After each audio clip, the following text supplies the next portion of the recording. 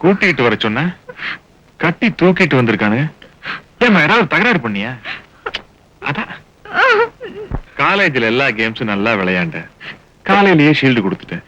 இப்பவும் ஓடி புடிச்சு விளையாண்டு இந்த வயசான காலத்துல ஏம்மா என்ன சிரமப்படுத்துற? என்னை விட்டுடு, வேணாம், ப்ளீஸ் என்னை விட்டுடு.